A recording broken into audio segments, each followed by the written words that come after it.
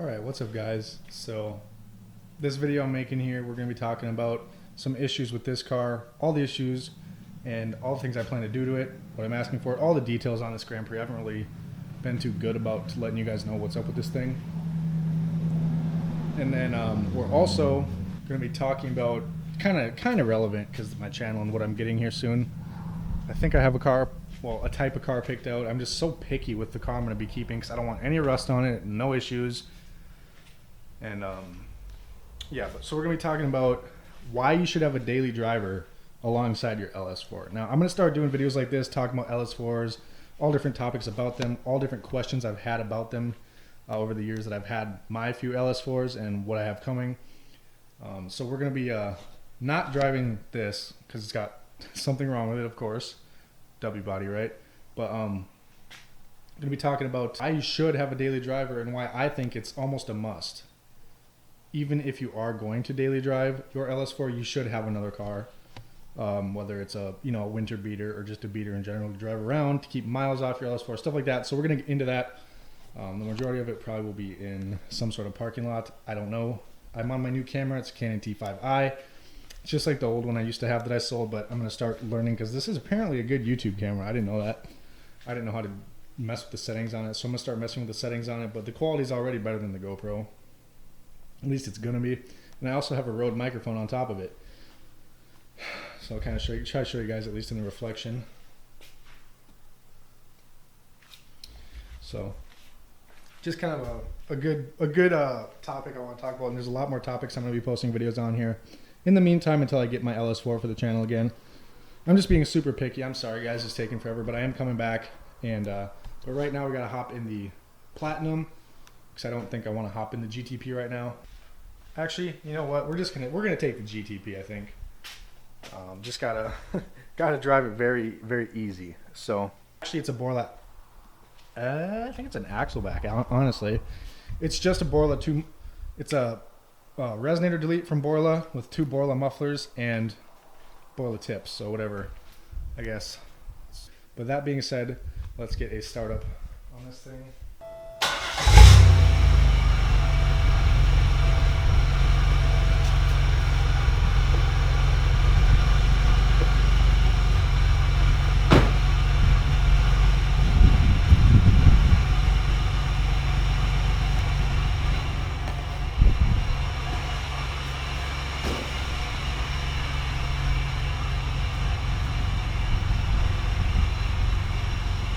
So I don't know if you guys can hear it, but this thing has a misfire.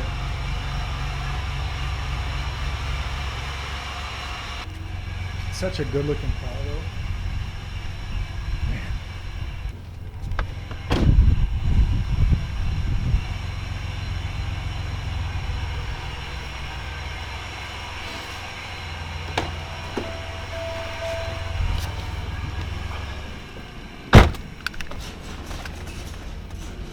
Big thing is it's got random misfires when you accelerate, and I know I shouldn't drive it, but it doesn't do it unless you're on the throttle about halfway, at least as much.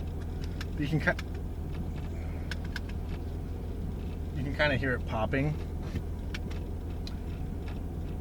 If my garage door wants to shut, my remote's being weird, but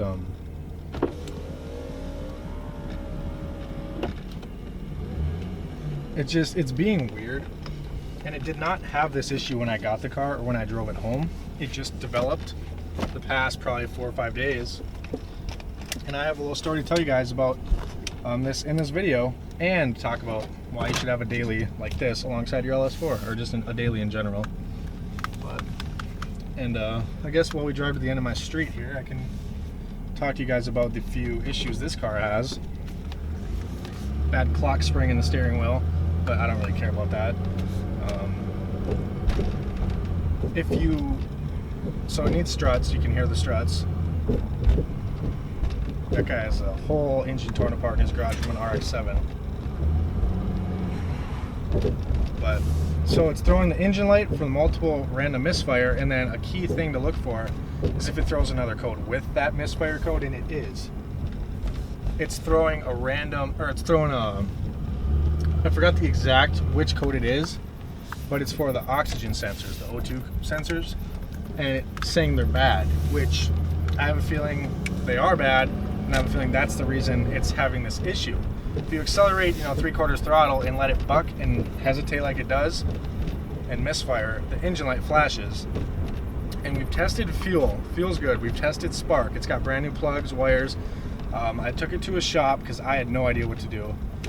And I was really busy. So I took it to a shop and I had them, we're actually going to Target here, but I had them try figure it out, and this shop was terrible. Honestly, I will never bring it back.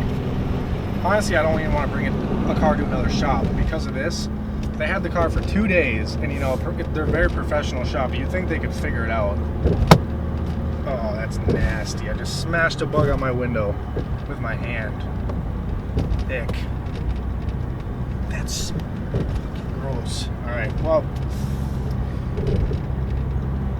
it drives good. It just, sometimes when you're driving, it'll buck and hesitate and kind of buck around and then flash the engine light. If the only way it'll flash the engine light is if you're trying to full throttle, basically 3/4 to full throttle, which you don't have to do, obviously.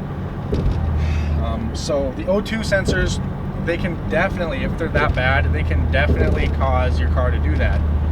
And that would explain the random misfire, because it's got spark. And then, by the way, the shop, they put a brand new ignition control module in, thinking that was the issue. That was not the issue at all. It was just as bad, no difference. So we returned that part. The stock one looks fairly new already. So we returned that part. They refunded my money. I only paid them like $60 to try and diagnose the issue, which I don't care. $60, who cares? And they could not figure it out. They said they needed to start by replacing all my fuel lines for some reason, even though they're fine. So I said no. I was like, no, we're not going to do that. Just come pick my car up. We're not going to do that, because I'm telling you right now, it's not the fuel lines. And they argued with me, and I'm like, you know what? All right. So I told them to check the catalytic converter and the O2 sensors, and they would not do that without replacing fuel lines. I don't know why. So they were just trying to get money out of me, thinking I'm stupid or something. So I went and picked my car up. I'm like 95% sure it's either the CAT or the O2 sensors, the codes are being thrown with the engine light. They don't throw a secondary code like that unless, that's causing the random misfire, usually. So we're going to start there.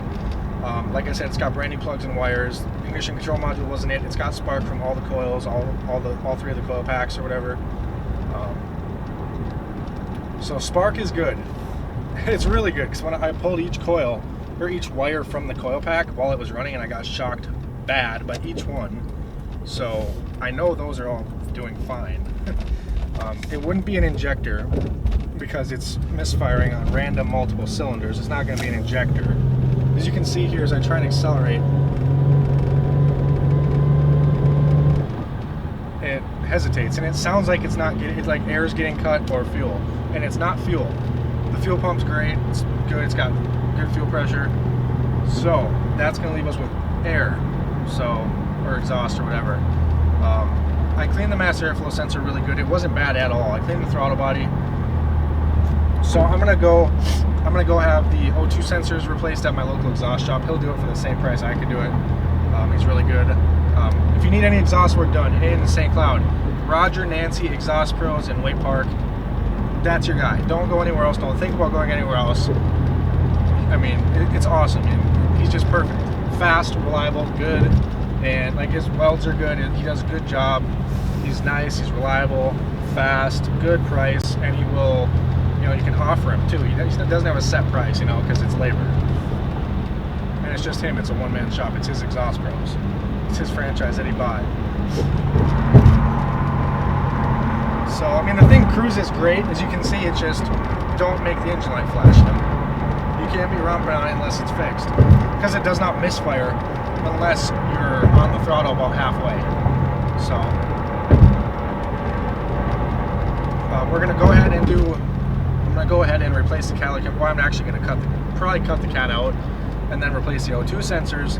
And I'm like 99.9% sure right now that will fix it. I'm like dead set, like that's the issue. All the research I've been doing, and bad oxygen sensors and clogged cats mixed and stuff like that just can cause just terrible hesitation, bucking, and like I can smell exhaust. which is another thing. Like if you can smell exhaust, if there's black burnt exhaust, like burnt on your exhaust tips, which there is a little bit, it's showing bad pressure in the exhaust system from something. So that's my little story about what's going on with this car. Sorry it's been taking like 13 minutes. Just want to share that with you guys. This car will be running up good, then I can have some fun with it, or sell it or whatever.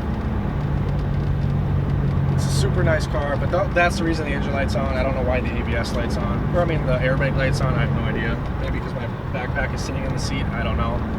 But put the camera down and drive, and then we'll talk more in the parking lot about why you should have a daily along with your LS4 or LS1, whatever you have, Mustang. I have a few different types of followers. So yeah, and the shop just was terrible, you know. That's my story and excuses with them, and not excuses, that's my story and experience with them. Not good. And I'm not gonna tell you the shop because I don't want people to blow them up, because, you know, whatever. The service guy who was dealing with me was super nice, just very frustrating that they needed to replace fuel lines and all that crap first, which is just extra money, and they just wanted money. That's it. You know, they weren't willing. They didn't want to help me as a person. They wanted to help themselves as a business, and not in a good way, because, you know, that's bad business.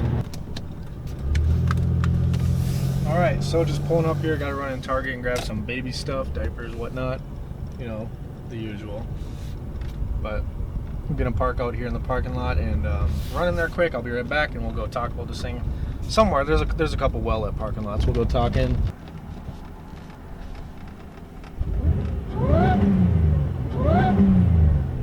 That's what it sounds like when it revs. I mean, it doesn't sound like it's misfiring when it revs.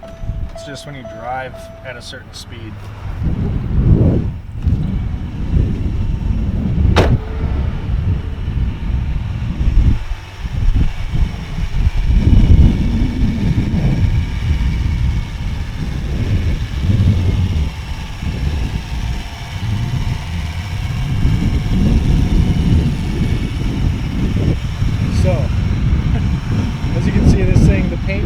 I mean, the car needs work, but for what I paid for it, I mean, it's totally worth what I paid for it. It's got tinted taillights, Borla exhaust. It's got these wheels on it, which would look decent without these lug nuts. The lug nuts look terrible. Got my little enthusiast decal. If you guys watch YouTube videos on diesel trucks, you know who I got that from. It's a nice little car for a good daily driver. Is why the point of this video. This car would be an awesome daily driver once I get this misfire fixed. And this and an LS4 would just be perfect for the channel, because I could slowly modify this thing and have some fun.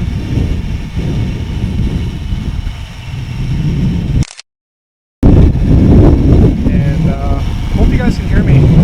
The wind is kind of terrible, but it's got 10mm white JDM wires or something like that. I forgot the name of the wires, but it's got NGK spark plugs. It's got upgraded brakes. Well, it drove the slotted brakes, but it's pretty close to stock, minus exhaust, intake, wires, plugs, wheels, brakes. But this is the number one thing on this car I don't like, is that where someone tried to break in. It's just terrible. I just can't believe it. So the body itself is like rust free, basically. One little patch back there that I just painted over because I didn't have any Bondo or anything. But underneath it, there's spots that are pretty rusty. There's spots that are super clean. The spots that are clean is the frame, which is good. That's the best thing I can say about this car, is the frame is basically rust free. It's just spots like some brake lines have some rust on them, which is not good, but they're not rusted through yet. A couple other small stupid things under there have some rust, but the exhaust is all stainless from Borla, so that's good. But the cat is all rusted and ugly, which makes me think that and the O2 sensors are the reason for the misfire and the hesitation when trying to accelerate and flashing engine light, because of what's throwing an O2 code with a random misfire code. So actually 2 O2 codes, but it's got the special edition. I believe this is the Daytona spoiler.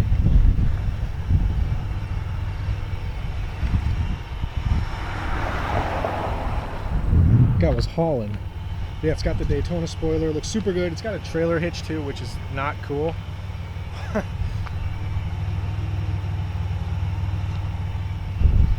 Yeah, it's a cool car.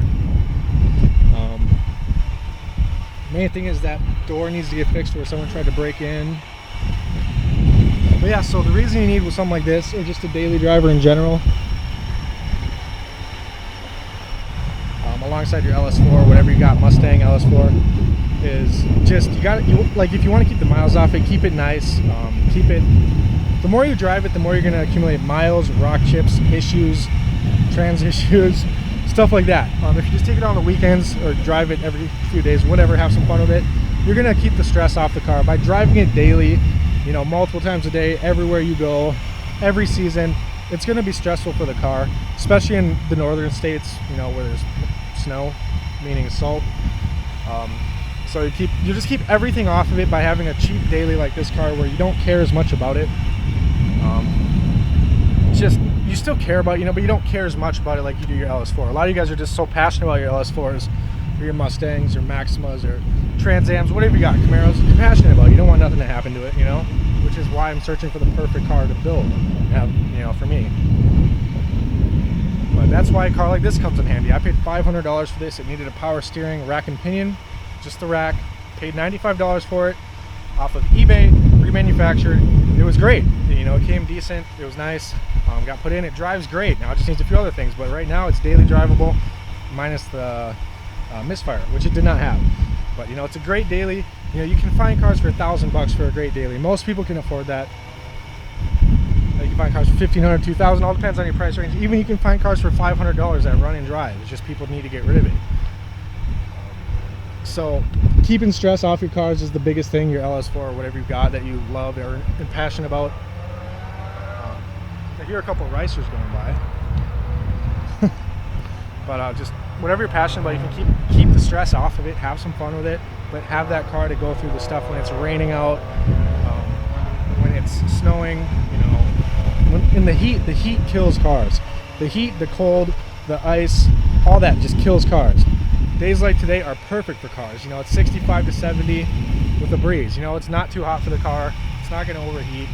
You know, it's just good to have a daily driver. I had my LS4. That was my daily driver, and I'm telling you from experience, that car every day, stuff's going to break. These GM cars, they're not built the best, but they're built pretty good. But stuff's going to break. To keep stress off your main car, get a daily. You know, it's common sense, but I just wanted to make this topic.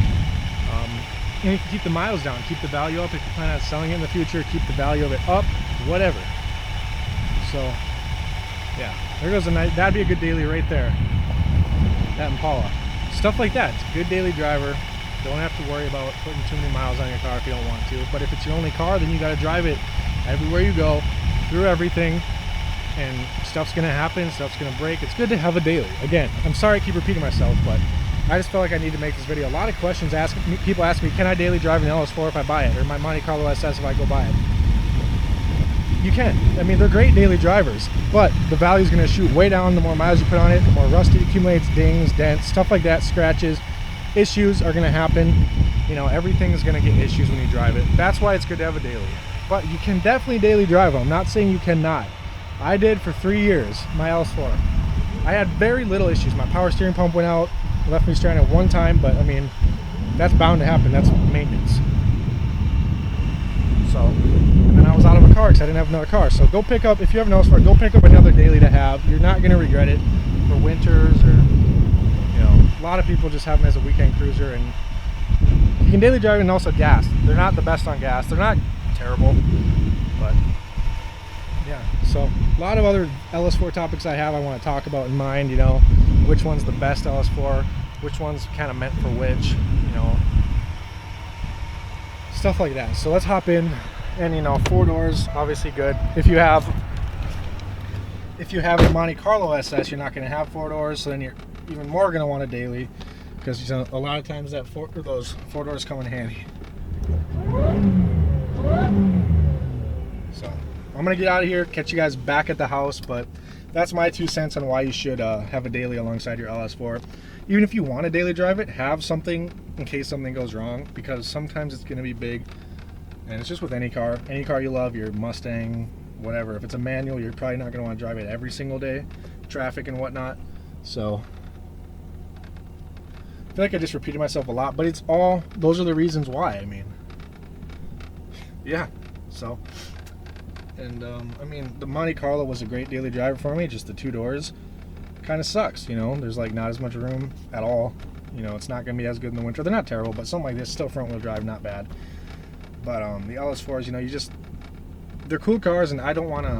When I get my next one, it's not gonna be my daily driver. And if you're building it, again, it's probably not gonna be always running because you're building it, you know. It's a good thing to have a daily driver, and that's why, in my opinion, you should have a daily driver. And insurance costs, you know, I mean, yeah, you might pay a little bit more for another car a month, but in the long run, it's definitely going to be worth it for you. And yeah, so I'll catch you guys back at the house when we wrap this video up. It's supposed to be a short video, but it's kind of being a long video. And another reason why also I wanted to add why I'm very confident that it's going to be the O2 sensors or the catalytic converter, one of the two, or both, whatever, is because when those are bad, your cat's bad, your O2 sensors are bad, well, mainly the cat, it's keeping more, I guess, pressure and exhaust, like, in the engine bay, basically.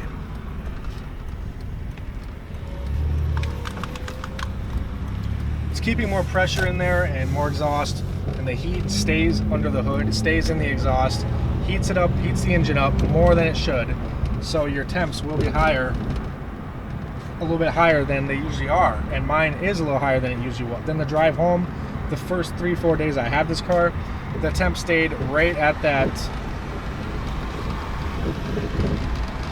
The temp stayed right at that quarter mark. All right, guys. So I just stopped here at Quick Trip, and I just had to make a quick circle. Look what pulled up here next to me. I've only ever seen like one other one actually in person. It's crazy.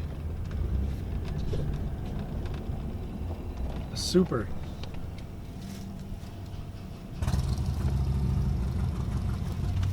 That's awesome. All right, so me and Bells are going to conclude the video here. I do smell a little bit of burning oil. It's not crazy bad, but it is there for sure. So, but I do think that's from the oil pan gasket. Needs to be replaced. It leaks just a smidge, but I don't know if that's burning down there or because it's got a new intake manifold gasket. Or no, not intake manifold, valve cover gasket. So I don't think oil's leaking out of the engine anywhere. It doesn't look like it. But you see the wires I put on there. It's got those NGK plugs. This intake is not doing any justice at all. And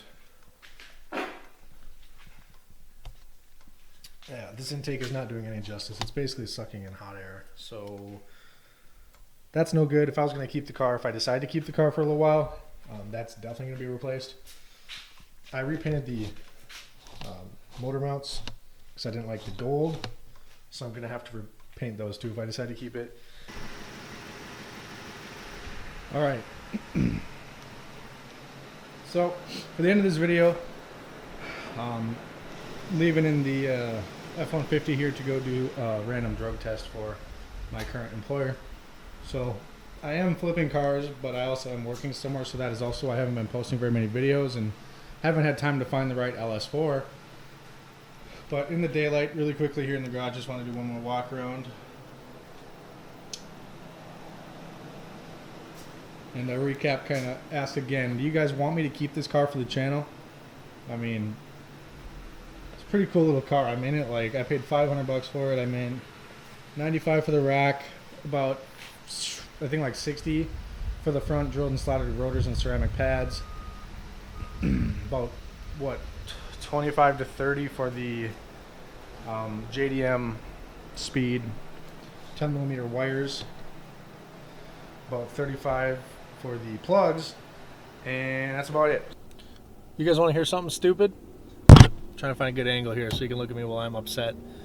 I drove an hour down here, right, because it's the only place that would drug test within like 50 minutes of me for my employer. Everything was good to go. Drove down here. They need a physical too because I'm starting this new job, and they close at 4 and it's 4:01. I got there at like 3:40, but they wouldn't do the physical or the drug screen, so I had to make an appointment. Now I have to come back, and they told me to come down on the phone. So stupid. All right, actually we're gonna be finishing up the video here by washing the GTP. So we're gonna start off with some Eagle 1 wheel cleaner. Got the truck blocked off so neighbors aren't peeking because they're having a thing across the street. But so just kind of get the wheel wells too, by the way, while you're at it. It's okay if you get a little bit on the paint, just don't get a lot on the paint. And just kind of coat them pretty good and grab like a just any sort of brush and get in between the spokes and then go on to the next one. All right, and then we're gonna go ahead and hit under the hood with some Purple Power degreaser cleaner. Spray it. It's already really clean under here because I've cleaned it like five times. Just try not to spray it on the filter, kind of spray around it. Don't get on the electrical too much. All right, well, she's all done. Looking super good.